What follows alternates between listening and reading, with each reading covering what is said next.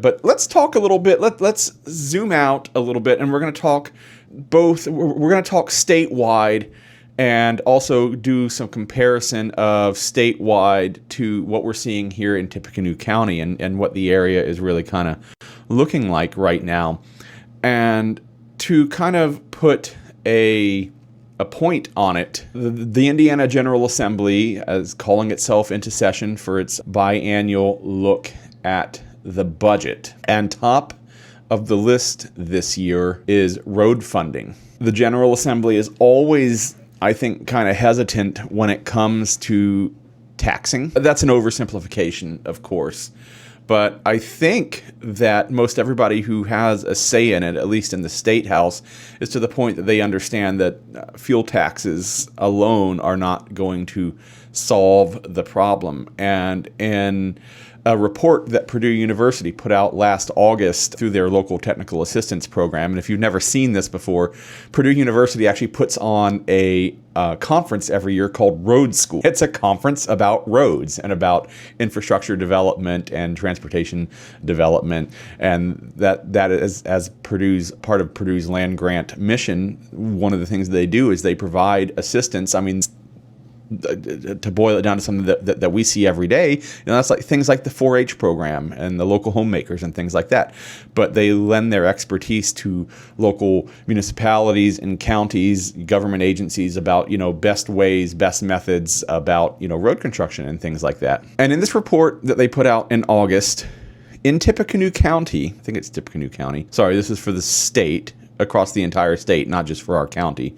There's a funding gap to keep construction costs just to keep roads in as-is condition, not to improve roads, not to develop roads, but just to keep them as they are. This funding gap, $500 million per year, per annum.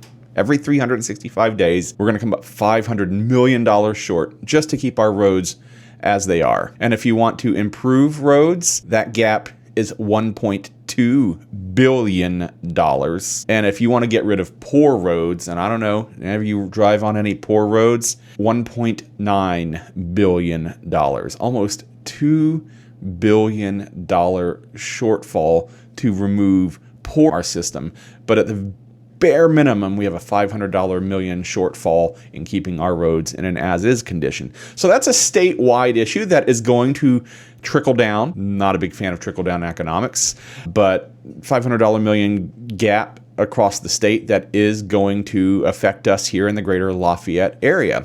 And the legislature is going to have what I think this time around will be a serious look at how to help close that gap. And they seem to be saying the right things. They're talking about how to best levy those fees on the users of the roads, those who drive longer, those who drive further, drive more often, including out-of-state drivers and trucks that are coming across our road and just coming into Indiana, from the Illinois border, then exiting out the Ohio border and never stopping in Indiana. How do you deal with that? So they're going to work on that. But that is something that's facing Indiana, and it's a very, very real. I mean, I live out on a county road, and they redid our road, about a decade ago, just under a decade ago, and it was a normal pavement.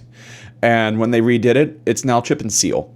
And that largely is driven by the maintenance costs, the long-term maintenance costs of chip and seal being shorter. Chip and seal, when it is first installed, is a very, very bumpy, vibratory surface. Now, it does settle down after a while, but it does take a year or two. And, that was directly because it's cheaper. So is that going to affect us in the real world? Do you like potholes? I don't think anybody does. I love the memes that are going around right now with all the snow. And just like that, all the potholes were filled. That's something that the legislature is going to be looking at.